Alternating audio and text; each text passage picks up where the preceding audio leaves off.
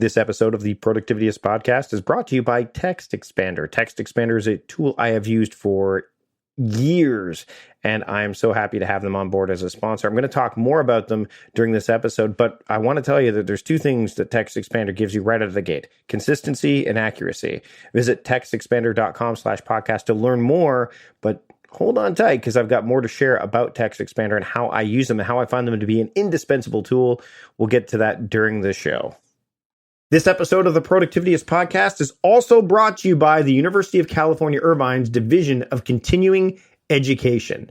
If you're trying to start a new career, build a company, or better develop an appreciation of the world around you, UCI Division of Continuing Education has the resources needed to support your undertaking. I'll have more to say about the UCI Division of Continuing Education during the podcast, so stick around. But for now, let's get on with the show.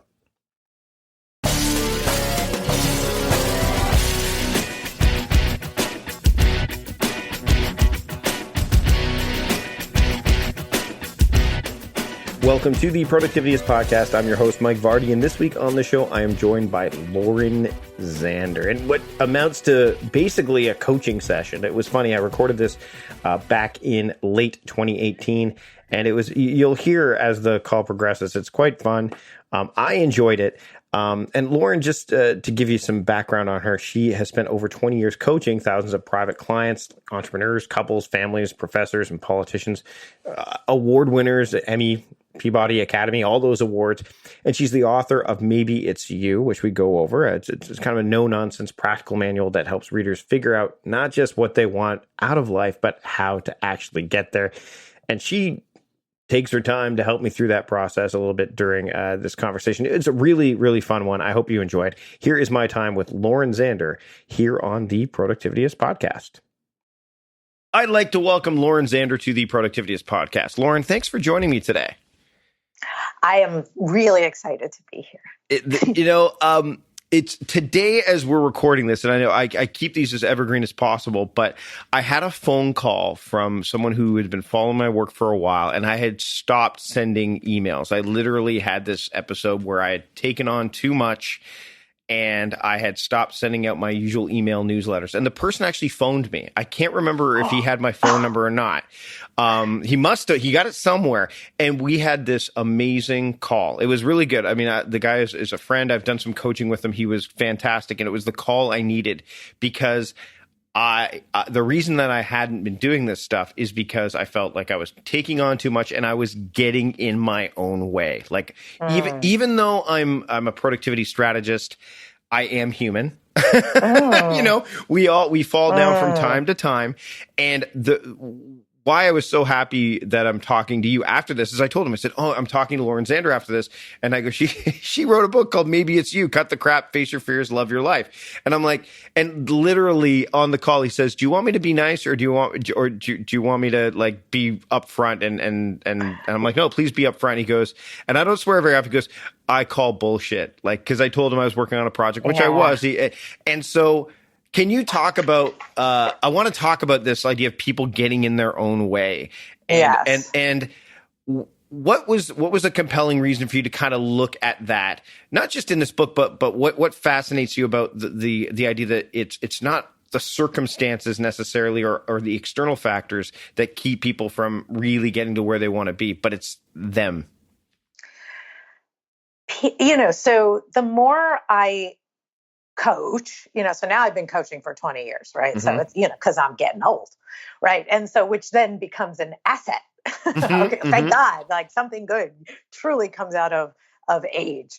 And what I have found is that people have PhDs in fear, like can talk up any storm of what's wrong with the world, what's wrong with the government, what's wrong with the news, what's wrong, the PhD in what's wrong. And then now tell me what you're going to do about it and how you're going to fix it and how you're going to help and anything that has to do with making a difference. We can barely write 2 sentences for ourselves, let alone the world. Right. That's why Twitter is such a place, or Facebook, where it's like, it's like a toxic complaining factory, or it's like here's what it's like that bite-sized stuff, which it's there's not a lot of depth there, right? Yeah. So Because what's really prevalent in the world is everything that's going wrong. It's making sure you're out ahead of yourself and pushing yourself to take risks, right, is really frightening. And we have so much evidence for the world being screwed and you being screwed. So then my entire career has been pushing people to build something else as possible, to get a PhD in why they can make anything happen. And then throw in keeping promises, like you're going to have to keep a promise, right? And then you have to know your dreams, right? Is literally all I do for a living. And then the next thing I do is I teach you how your inner dialogue is screwing you. Right. Right. See PhD in fear. Listen to what it says. Listen to what it says about everything. And it's always going against dreams. Right. Always. Right. Some of the work you've done over the length of time you're coaching. And by the way, the other thing that shows up with that much experience is wisdom, like knowledge and experience is the wisdom factor. And I think that one of the things that I found fascinating was not just looking at your book, but also looking at, what you've accomplished over the years is you've worked with some pretty amazing people, many of which you wouldn't think needed to necessarily work with you. Like they seem to have everything together. How do you, when people are looking at it and they go, oh my goodness, like Sean Young and all these other, like, not her. Okay. Sorry. And the nicest, I was at Hugh Jackman's 50th birthday party this past weekend, and he introduces me around like my coach, and they all giggle. Like, what do you need a coach for? Right. Exactly. Is that your point you're making? Yeah, absolutely. Like what? Like you have everything together. Optics, like are a lot, are everything. I think in a lot of these cases, and I think that that the way that the world is presented and the way that we can absorb the world is gives us either the like you were saying earlier, either the worst or the best, but we don't see the middle. We don't see the stuff that kind of that's the everyday. We see kind of like wow, look at how amazing Hugh Jackman's life is. He must have it all together. And then you see all the people who don't have anything. Like it's really, I think the optics are there. How do you help people when they get in their own way and they're at that level where it just seems like they've got it all together, and yet there are some things that need some work?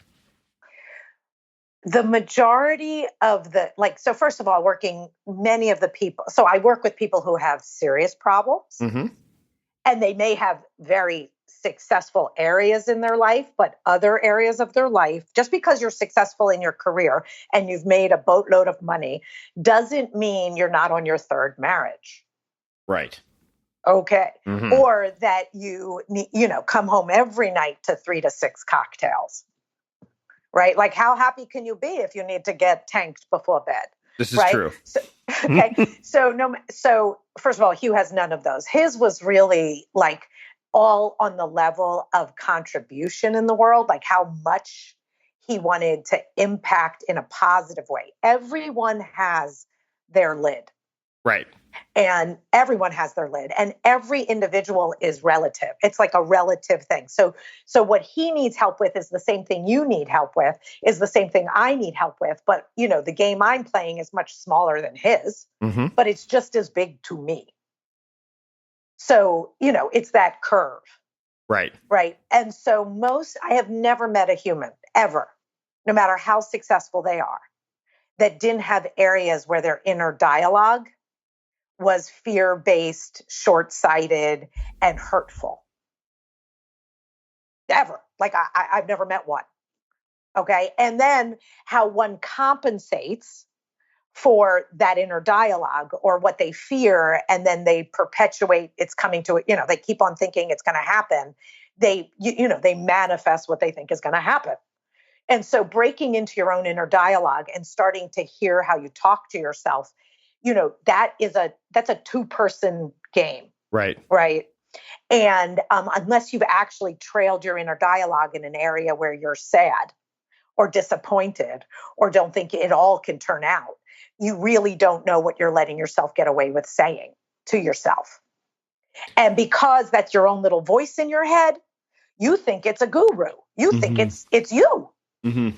Versus, if you had a twitch in your eye, you wouldn't think you shouldn't go to the doctor. It's a twitch, right? Like, oh, what's wrong with my eye? Right. Well, no one has how to, obviously there's psychologists and psychiatrists and people take medication because their mind isn't helping them and they are depressed.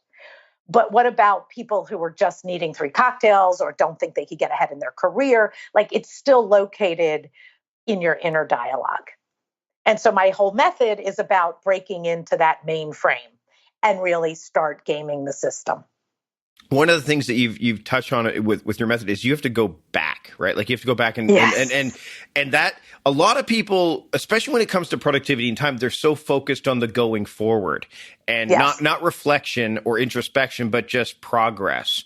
And they figure progress is always about the doing of what's next, not on reflecting what's happened or what led to them being there. How do you kind of help people you kind of go, hold on a second. Yes, this is great that you want to move forward, but we need to start back there so that you don't move forward in a direction that you don't want to wind up going in. Okay. So what you're talking about, productivity, is what I call physical integrity. Physical integrity is always a must, right? But there's also emotional and spiritual integrity, how you're feeling and what you're saying to yourself. And if what you're feeling and what you're saying to yourself are still like you wouldn't tell anybody and you feel like shit, right? No matter that you're going on a run, right? Or you're doing your work, but you're internally hating your boss, right? It doesn't work out. That all 3 have to be working at the same time beautifully together. Right. So spiritual is what you say to yourself, your inner dialogue, like literally. Emotional is how what it says to you makes you feel. And physical integrity is literally what you're doing. And so productivity, you could go as literally what you're doing, and you have to have great productivity. The answer is duh. Yes, that's awesome. But how you feel and what you're thinking, what about that? Right. Right, because if you're feeling or thinking the wrong things or they're not in alignment, then you're going to be doing the wrong things. One would go, you can even be doing the right things, but it won't get you the love of your life, and you don't know why. Okay. So you're dating the same very pretty, very handsome, very rich, but he's a jerk. Right. But she's not what you're really looking for, right? No matter how many times you are doing all the right work, when you're doing all the right work in the physical reality, in physical integrity, but it isn't changing the reality, then you can bet you have a haunting memory. You have something, that has what I'll call it's a cavity, right? We got to go drilling in the deeper places. No one likes that. I would love to skip it too. I agree. But it's necessary. It's necessary. It's ridiculous how much it's, one painful tooth ruins your entire, like one bad tooth can ruin how you feel all day, every other thing, like it takes over. Right. And so one thing you haven't figured out really just it can ruin everything. And so I only go into hauntings. They're called haunting memories because there's so much knowledge to be had when you figure out an area you're not successful in or you want to be more successful in, and you're doing all the right work. There's got to be a haunting.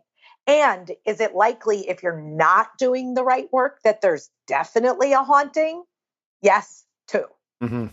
Right. So, yes, I'm sorry. You're going to have to go digging for cavities.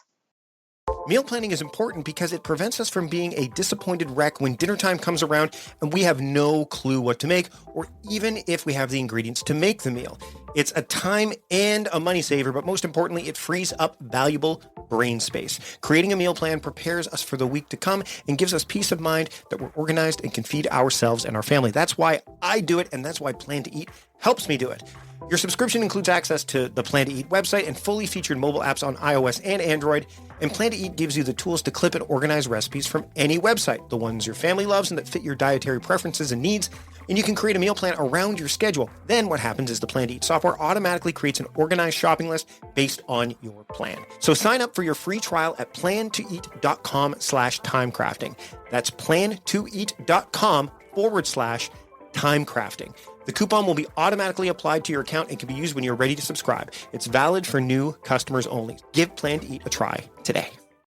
It's time to take a break from the proceedings to talk about a sponsor for this episode, Text Expander. Now, I love Text Expander. It's been a part of my productivity platforms, my paths for years now. I've just loved the fact that you can just copy and paste these snippets in a way that you can't do it in any other way, because you're not actually copying and pasting them. You are literally entering a few quick keystrokes, and it's just so much more efficient than just copying and pasting and using boilerplates of that way. Why not just have these couple quick keystrokes? Like, for example, when I'm typing in the podcast, I just type in capital P, capital D, semicolon P, and the Productivityist podcast comes up. Imagine spelling Productivityist all the time. Even me, I have to make sure that I have Text Expander at the helm to let me do that.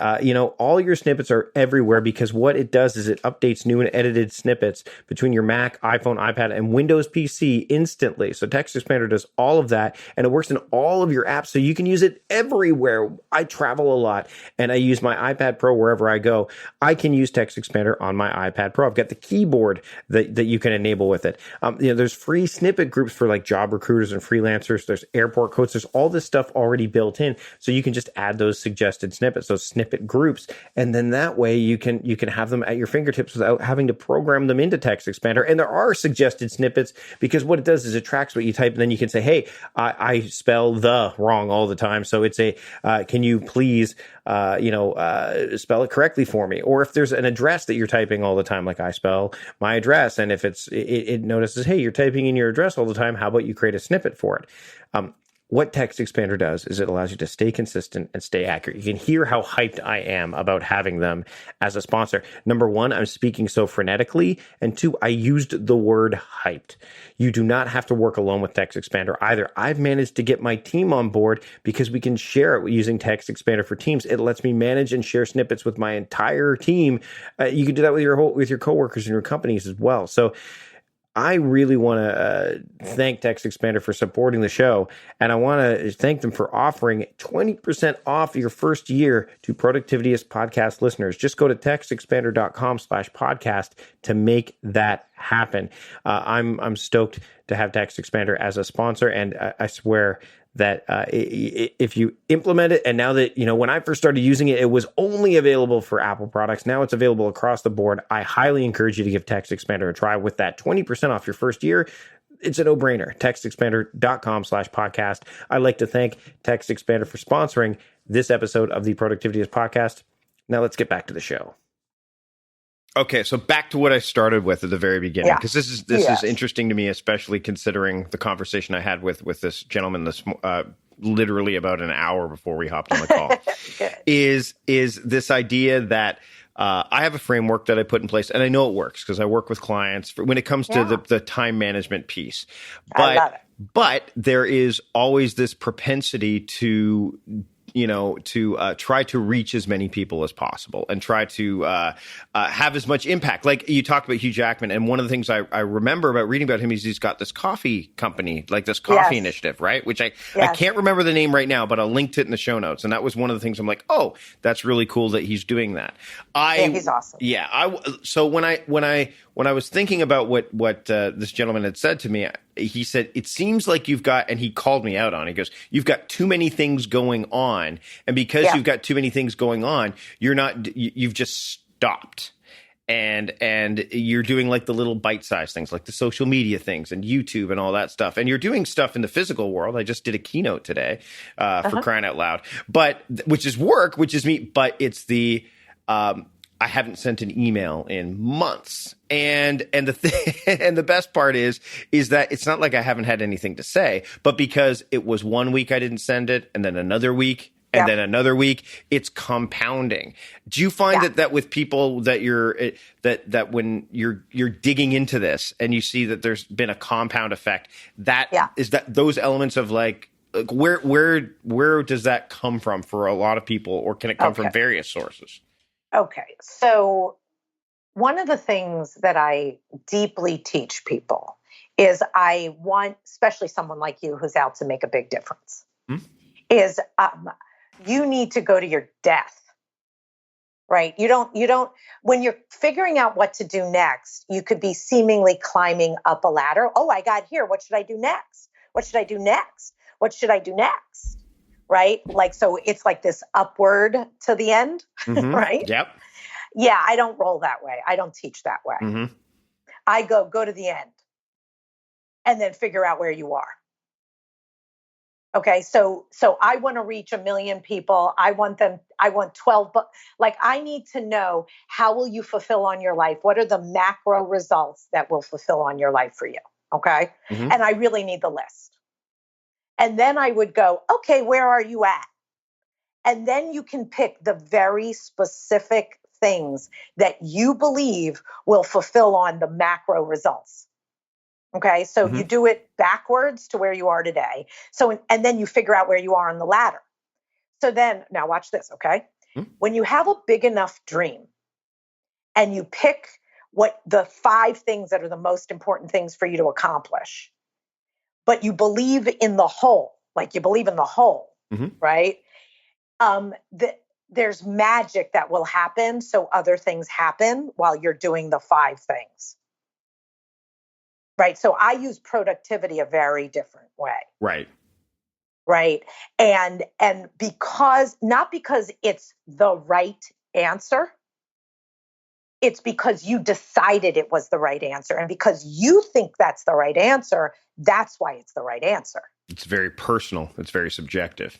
It's literally, one of the things I teach is this concept that people get wrong, right? So I go, oh, this is a very good way to think about whether you're in the right stance about being, which is, are you saying, am I, with a question mark? Am I doing the right thing today? Am I? And then you do whatever you do that day. And you're like, ooh, I think that was right. Right. So you're in the am I's, questioning and then doing. And then every day you wake up again in am I? Yeah. Don't do that. That sucks. Right. The better way to be is I am. Like you already called all the shots. And because you go, I am, and this is what I do today, that's a very different stance. And it's a nuance of like, are you in the question or are you in the stance? Right. And the stance comes from a much bigger plan and then calling where you are today. So if you go, Lauren, do you know what you're accomplishing this year? I'm like, yeah. Are you succeeding or failing today? I know. That doesn't mean I don't fail, right? But you're like, how many podcasts do you do a month? I do 5 a month, right? Because I am blown away by people doing podcasts and caring about humanity. I want to meet you and I want to be connected to anyone who wants me, I want to be with. Right. And so I think we're a network changing the world. So we're reaching millions of people. So all I have to do is be on 5 podcasts a month to be fulfilling on my life's whole mission. But I already called my shot. And so that man who talked to you today is like, you were doing something that was working in my life. I love what you have to say. I want my emails. Right. And then you have to look in your much bigger plan. Do you owe that? Is this part of your big dream? If that's small to you, then I'm sorry, sir, I'm not going to be doing that. But you better know your whole big plan. And you can always pivot and change your plan if you think it's not working, like I have done many times. But when I throw out a plan, I throw it out because it failed. And then I'm like, I have a really good cry, honestly. And then I go, okay, what did we learn? What's the new plan? Just as long as I had it before. And then now where am I at for this year? Did that make sense? No, that totally made sense. And actually, as you were talking about the am I versus I am, one of the things, and again, I always tend to bring this back to the lens of time and productivity. Yes. Is when people open up their email and they answer what emails have come to them first. Like, so they're responding to what's there in their inbox instead of going in with, I will send these emails to people that I need to send them to. rather than do that, they go and going, I wonder what emails have come to me today. So you're right. It's a very different stance. If you go into email with a mission rather than a question, then you're going to get more out of it than and you're going to be more, quote, productive. And we'll use that term than you would if you're going in asking questions, because that there's no certainty behind that. There's no, as soon as you mentioned that, and funnily enough, you also mentioned, like, if I want to reach 1 million people, I was on a podcast not too long ago where he said, what's your ultimate goal? I'm like, I want 1 million people time crafting in some way, shape, or form. And that's where I want to be. So it makes it so much more, better is not the right word, but it makes it so logical. Much. That's it. Yeah, reasonable, even reasonable. Like, it's for me to say, okay, well, if that's what I want, and so when it comes to those emails, a good example would be, like, I was trying to send 4 or 5 over the course of and I had several different portals. He just wants an email a week. He actually told me, he goes, I just want 1 email a week. Can you do that? And it was very clear. I'm like, I can, that's what I should be doing. That's what I want to be doing. And so, yes, I will send an email a week. And the great thing is that now here's the fear. And this is what I think. And I'd love to hear what happens when people push on this is, I have the call. I'm like, you know what? I'm going to do this, but it's been so long. Where do I start? How do I say it? All of a sudden, all those questions come back into play, right? So what do you do then, right? Like, because that's me getting in my own way again, right? Again, no. You're reinventing the wheel. Right. Okay. Okay. Everything in life, you and I get, like, productivity and physical integrity is like, every time there's a stop sign, you stop at the stop sign, right? And then you keep the stop sign there, and you don't ever have to wonder how that's going to work over there. So when you go, there's an email that I want to send out once a week. There's a structure of how you write your emails, right? Like, it's right. Great. And then you answer whatever question, like, so then you make it as simple as possible. So then you go the month of, what month are we in? We're in, are we still in October? Okay, we're in October. We are. October is, diet month because Halloween is coming. Right. Right. Or, like, so you pick whatever subject or whatever you're working. So you make it as simple as possible and then as deep as possible. And then you only give yourself an hour to bang it out. Mm-hmm. Right. You literally take away the mystery and you stop letting your mind be allowed to get into its fear. Right. Right. And then the other thing I do, right, which really kicks a human's butt, is I put in a consequence, right? If I don't send out the email today, right, I don't get a glass of wine tonight with my wife, right? Like, if you take away whatever vice you're into, you like your chocolate, you like whatever you're into, it will not hurt you if you ding yourself, but you ding yourself until you send that email out. Or for me, all I have to do, if there's a promise I want to keep, right, and I'm scared I'm not going to keep it, or I know it's, like, annoying and big, I just have to tell my kid, hey, Parker, if I don't keep my promise for exercising today or meditating today, you get $20. Do you understand that kid's going to follow up with me? Oh, yeah. I have 2 kids. I know that they would definitely want that $20. Okay, great. All you have to do, there's nothing better than teaching your kid you keep promises that are hard for you. There's just nothing better to teach them. Mm-hmm. So you or tell your wife, tell anybody. Don't let me go to sleep until I send out that email, right? Then you will get more and more efficient at doing it because you know what I mean? You don't get the screen. It's simple. Yeah. And the irony is that I have frameworks in place for, like, this day's theme is this. And yet, so that's the irony about it, is that my brain goes, like, what you're saying, again, it's that reflection of, like, Mike, you do this all, like, you have frameworks in place, apply it to this other thing. But but you get, like, it's, and you're right. It's that fear, no matter how good this Green Lantern ring is that I wear, because Green Lantern's enemy, his will is the enemy of fear. And I have Green Lantern stuff all over my office, although I'm not in my office today. I'm in a hotel. So this is the only thing I've got is this ring. It's true. I think that it keeps us from change, and it keeps us from making promises, I think, too, right? Like you in your book, you talk about promises and keeping them and having like a strategy for them. You just touched on that a bit. And some of the promises and the consequences that you mentioned in your book are rather interesting. And I'll leave it at that because I want people to pick up the book. but so what happens? First off, how do you know? Two more questions as we get close to wrapping up. The first one is, how do you keep yourself from making too many promises at once? Because people want to do it all quickly, right? I know you said, start from where you are and then look at the end and the middle is what you were looking at. How do you keep people, because we want to do it now. We live in this world of like, I want it now. How do you keep people from overdoing it right out of the gate? The main places I want promises are the places where you don't want to make them. Okay.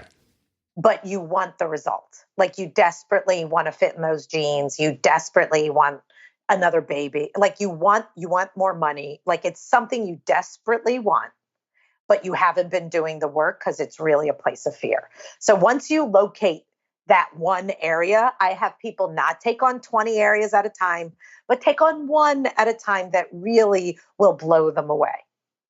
Right? Like if that started happening, I'd be so proud of myself. I'd be moved to tears. So you take on something, you get yourself a buddy. You do not make promises alone. And you literally make a measurable promise and you put in a consequence that actually isn't a punishment, but would annoy the living poop out of you. Right. Okay? Mm-hmm. Mine are very simple. I really like my screen time at night. It's not even tricky. Okay. I'm right. People like their wine. I have gotten scripts written for Hollywood that have made it all the way and are on Netflix now because I made the person not have their wine at night unless they wrote for 2 hours. So I can't have my beer tonight until that email's sent. That craft beer. It's literally like you have no idea the joke that you're making your dark side, your vice. Oh no. Work for the good guys. Yeah. Your dreams. And if you switch that, you'd be amazed how it works. All right, we're going to take a break from the proceedings once again to talk about another sponsor of the show, UCI Division of Continuing Education. That's the University of California, Irvine's Continuing Education Division. Now, it was established in 1962, and the UCI Division of Continuing Education has been offering education for adult learners in Orange County for over half a century. But you don't just have to live in Orange County to take part in any of the certificate programs or specialized study programs that UCI Division of Continuing Education offers. They maintain over 30,000 enrollments from students worldwide each year and offer hundreds of exciting courses and programs to local, regional, and global constituencies. They offer programs in a wide range of categories as well, from business to IT, healthcare, finance, and law. And courses are taught by expert instructors with industry experience, both online courses and offline courses. So courses in real world experiences. But the online courses offer flexibility and a real immersive classroom experience as well. So if you're trying to start a new career or build a company or even better develop an appreciation of the world around you, UCI Division of Continuing Education has the resources needed to support your undertakings. So I encourage you to check out what UCI Division of Continuing Education has to offer. Spring quarter is coming up and registration's open. So you'll want to visit ce.uci.edu/podcast to learn more. That's ce.uci.edu/podcast to start learning more about what UCI Division of Continuing Education can offer you today. I'd like to thank UCI Division of Continuing Education for sponsoring this episode of the Productivities Podcast. Now, let's get back to the show. So last question, and this is going back for you, is when you were developing the Handle method and doing and building this, how long, like, how did that process, you knew where you wanted to be. Like, was it something that you, obviously there's fear. You're putting yourself out there a lot. And as you move, the more you do that, it's like there's this other layer that shows up. And because fear wants to keep showing up. Stephen Pressfield talks about it as the resistance. There's all like it tries to find a new way in every single time. How did you fight back against fear when and maybe it's the principles you've just talked about, but I'd love to hear when you were developing this right back at the beginning. Yeah. How did that take shape? How did you battle and challenge fear along the way? I really kept my promises. Right. So if someone once asked me, so I'm helping a man figure out how to build a weight loss, like he's a coach and he wants to build a digital program and he wants to help men lose weight, right? Because he lost 100 pounds and he's a very successful guy with 100 pounds, but he was miserable and then lost his 100 pounds and then really wants to build that business. And I was like, you're going to hate me because it's really quite simple, right? You're going to speak to 3 people a day about the work you're doing. Like I just started, like I literally made a promise that I could keep. And if I didn't speak to 3 people a day, right? Ready? It's so goofy. I didn't get my tasty delight at night. My dessert, right? Like, and I used to live in Manhattan and people who understand me understand I cared about my tasty delight every night. And so I had to go to networking events. Like I was out and about. And you go, how long did it take you to build your first 40 clients? 6 months, 3 people a day. And you go, you mean like it works that easy, right? I'm sorry, guys, you have no idea how much easier it is to actually keep a promise for the good of something that is scary and risky. And that, as a hokey way to talk about it, light wants to help you. The world wants to help you be successful. It's not out to get you. It's just no one's taking like the risky out there actions. And then I had much bigger dreams, right? So after you earn those dreams, right, then you have to come up with the next set. And then I figured out after I got good at all of that, I then went, well, this is boring. Right? I'm going to live and die and have done 649 people. I'll have made a good living, but like, who cares? And then I came up with a dream that I'm still in today, which is change education. And like break into making real life taught in education, like teach people real life. And then break into the world and like eradicate lying, like go after the world of lying. People lie and they don't know how sick it's making my entire planet, right? And get to the right people in the world who have a shit ton of money, who can change the power and leadership in the world. That's my vision. I had it 15 years ago after I did the original work on myself of the 3 people a day. Wow, that's. As people are listening to this right now, sorry, it just it just goes to show that if you literally put something in place and you put your mind to it, and the promises, like that's such a key thing, and it's such a simple thing to adhere to, because we hear the word promise all the time. I promise I'll do this. I promise. But some of those are shallow. Some of those, and they're to other people. Making promises to yourself about how you're going to. In any area you're successful in, like if your marriage is great, it's because you keep promises, whether they're clear or unclear, like right. Said or unsaid. You're reliable. Honey, I'll be home at 7. You pull in at 7. If you're going to be late, you're like, oh my God, honey, I'm so sorry. It's 4:40. I think I'm going to be late, right? Like that's not an area you need advice. But when it comes to building wealth, right, or doing something that's really out of your comfort zone, you're going to need real promises because it scares the living bejesus out of you. In which case, you don't need 30 promises. You need 2. Yeah. Okay. So it's actually, people make it so complicated, but it's a lot easier. So all of you listening to this right now, I'm talking to you, all of you that are listening to this right now, go back and listen to this again, because this was phenomenal. Lauren, thanks so much for taking the time to join me today. Where can people pick up your book as well as learn more about you and the work that you're doing? Okay. So I am at the Handel Group is the name of my company, Handel Group. And we have private coaching, cheap coaching. We have everything, right? We've been doing this for 20 years. And the book's name is Maybe It's You. maybe it's you, Lauren Zander.